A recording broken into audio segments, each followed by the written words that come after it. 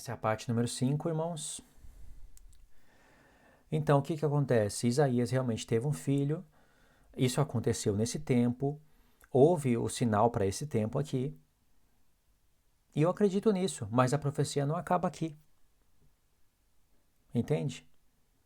Porque existe os 3 filhos de Isaías, não somente um. Existe Isaías 10, 11, 12 e até o resto do livro, não somente Isaías 7. Compreende? E o que está escrito no Novo Testamento, então? Por que uma mulher chamada Maria, que diz que não teve relação, ficou grávida do Espírito Santo? Então, Jesus, o seu Jesus, é da tribo do Espírito Santo. É da tribo do Espírito Santo, mas é essa pessoa que você diz que esses judeus dizem que é da tribo do Espírito Santo, que vai vir livrar o povo de Israel. Como está em Zacarias 14. Em Zacarias mostra 2 vindas do Messias, em Isaías mostra 2 vindas do Messias. Em Daniel mostra o tempo exato em que o Messias viria nessa terra. Mas o que eles fazem com o livro de Daniel? Eles jogam no lixo, eles pisam no barro o livro do profeta Daniel. Eles nem sequer falam do livro do profeta Daniel. Ou você acha que o livro do profeta Daniel é para ser feito o que com o livro? Tem que comparar.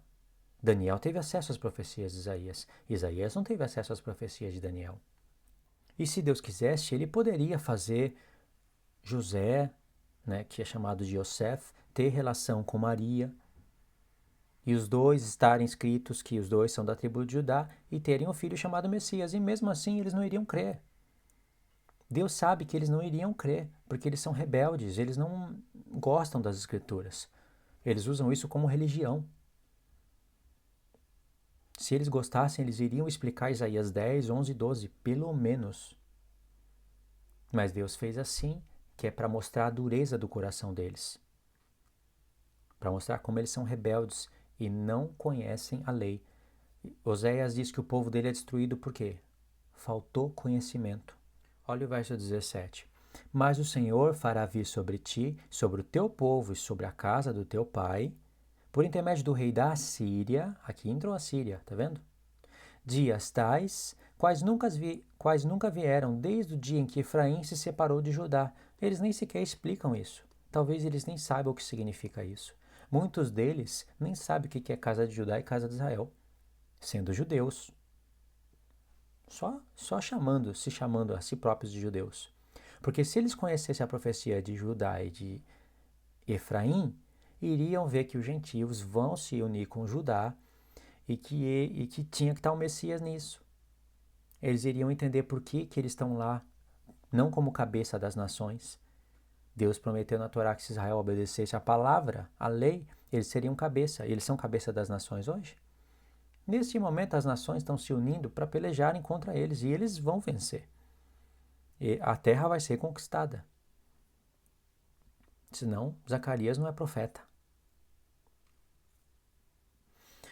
Aí Deus está falando aqui do rei da Síria, que vai contra o povo, não é? Porque há de acontecer que naquele dia assobiará o Senhor as moscas que há no extremo dos rios do Egito e as abelhas que andam na terra da Síria. Elas virão e pousarão todas nos vales profundos, nas fendas das rochas, em todos os espinhos e em todos os pastios. Naquele dia, rapar-te-á o Senhor. Você sabe para quem está falando aqui, né? Está falando para Judá. Naquele dia, rapar-te-á o Senhor com uma navalha alugada do outro lado do rio. A saber, quem que é essa navalha? Por meio do rei da Síria, vai rapar a cabeça, os cabelos das vergonhas e tirará também a barba. Naquele dia, sucederá que um homem manterá apenas uma vaca nova e 2 ovelhas. Olha só a profecia. E será tal a abundância de leite que elas lhe darão, que comerá manteiga. Manteiga e mel comerá todo o restante no meio da terra. Tá vendo? Manteiga e mel. Isso aqui não está falando da profecia do Emanuel? Está falando, não está? E aqui está falando do restante. Aqui não é aquele restante dos filhos de Israel. Tá vendo? Mas os que restarem no meio da terra. Isso daqui é contexto histórico. A gente está ainda em Isaías 7, um contexto histórico. Também naquele dia, todo lugar em que houver 1000 vides de valor, de 1000 ciclos de prata será para espinheiros e abrolhos. Com flechas e arcos se entrará aí, porque os espinheiros e abrolhos cobrirão toda a terra. Quanto a todos os montes que os homens costumavam sachar, para ali não irás, por temeres os espinhos e abrolhos. Serão para pasto de bois e para serem pisados as ovelhas. Aqui entra o capítulo 8, aonde entra o outro filho. Tá vendo? Rápido despojo, presa segura.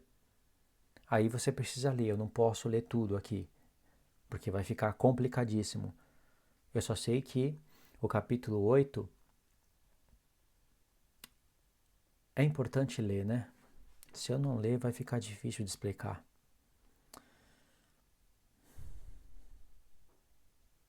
Olha aqui, ó, verso 5. Falou-me o Senhor dizendo: em vista deste povo ter desprezado as águas de Siloé, esse aqui é o enviado, né?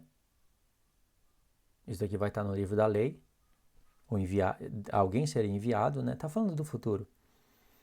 Que correm brandamente, e se está derretendo de medo de Rezim e do filho de Remalias, que é o povo que não estava acreditando na profecia que Deus iria cumprir, eis que o Senhor fará vir sobre eles as águas do Eufrates. Aqui essa palavra não existe. Não está a palavra Eufrates aqui. É as águas do rio. Fortes e impetuosas, isto é, o rei da Síria. Olha quantas vezes está falando do rei da Síria. Com toda a sua glória, águas que encherão o leito dos rios e transbordarão por todas as suas ribanceiras.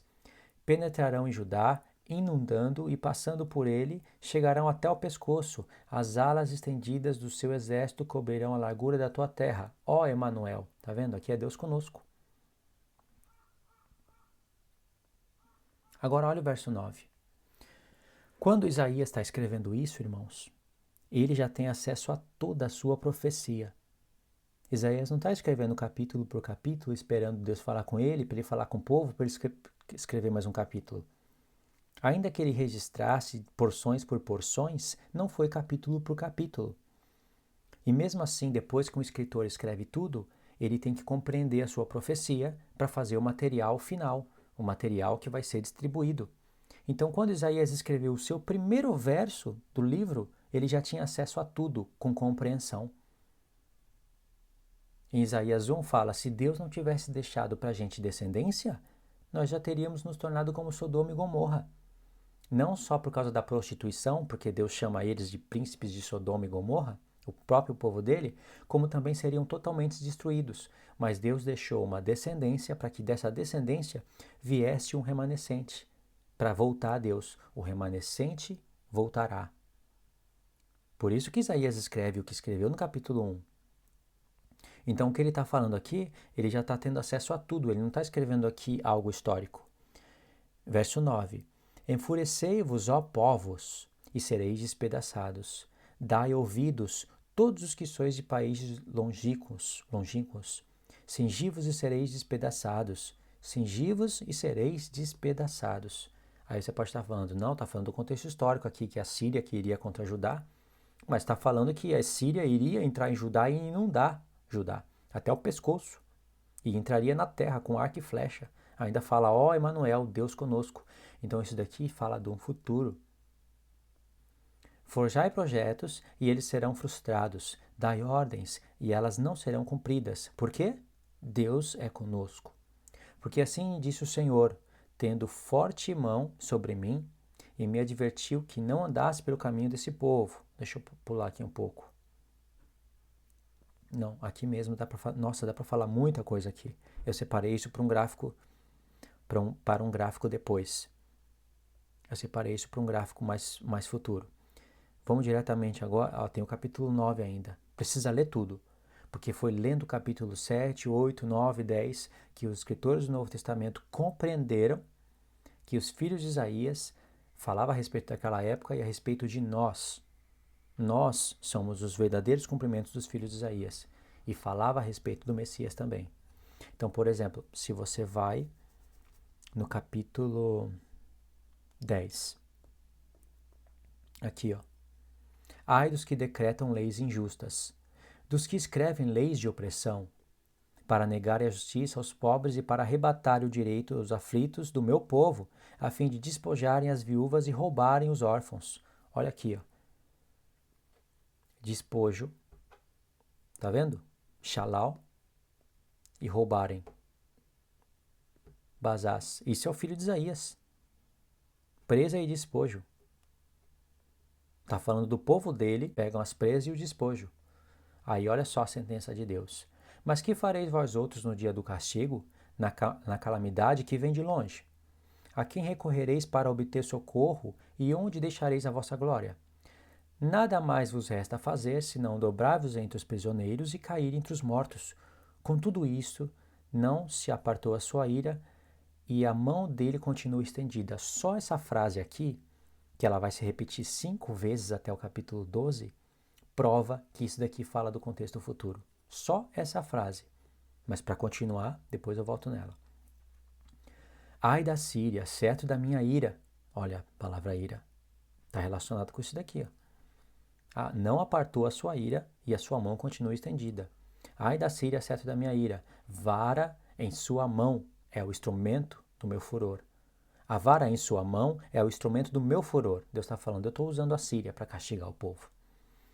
Envio-a contra uma nação ímpia e contra o povo da minha indignação lhe dou ordens. Essa nação ímpia é o próprio povo dele.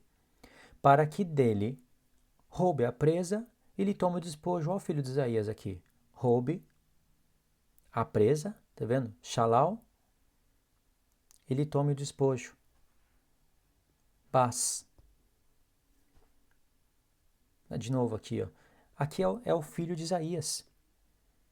Assim como o povo toma a presa e rouba o despojo, o povo mau faz isso com o povo humilde e não cuida das viúvas, dos órfãos, pelo contrário, rouba eles, Deus também vai enviar a Síria para roubar eles. Então, o filho de Isaías presa, como é que é o nome mesmo? Rápido despojo, presa segura. Disso daí vai sair 2 grupos desse filho aí. Vai ter os que tomam a presa e o despojo, os que roubam e fazem isso, dos que são bons, mas Deus também envia pessoas más para despojarem eles. Os que são bons e que sofrem por amor ao Senhor é o povo que está representado no primeiro filho de Isaías. No primeiro filho de Isaías, um resto voltará. E esse povo, que é o remanescente, um dia vai despojar as nações. Aí, presa e despojo. É o que está lá em Gog e Magog. É difícil explicar tudo isso de uma vez. Só com a leitura vocês vão compreender. Mas eu estou mostrando o que está aqui, não é? Aí Deus vai falar, ela porém assim não pensa. O seu coração não entende assim. Antes, intenta consigo mesma destruir e desarraigar não poucas nações. Aí vai mostrar aqui a grandeza do rei da Síria e tudo que ele fala que fez com seu próprio poder, não é? Aí Deus fala assim, ó, por isso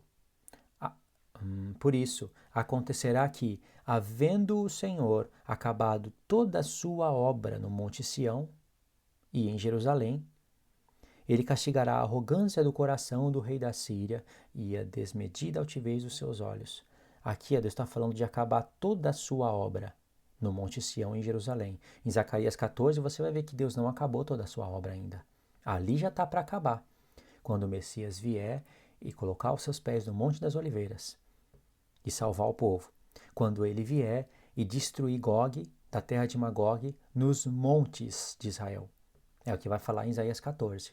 Aí Deus acaba toda a sua obra. Então quer dizer que os filhos de Isaías estão em vigor ainda. Não foi só contexto histórico. E isso então acontece quando o Messias tivesse sido enviado. Eis-me aqui, envia-me a mim. O próprio profeta vai mostrar que isso não era só Isaías falando. Isaías falou, mas era o Espírito de Cristo, o Espírito de Yeshua no Messias, falando o que ele haveria de fazer no futuro, no meio dos seus filhos. E quem disse, eis-me aqui e os filhos que Deus me deu para sinais e maravilhas nos filhos de Israel?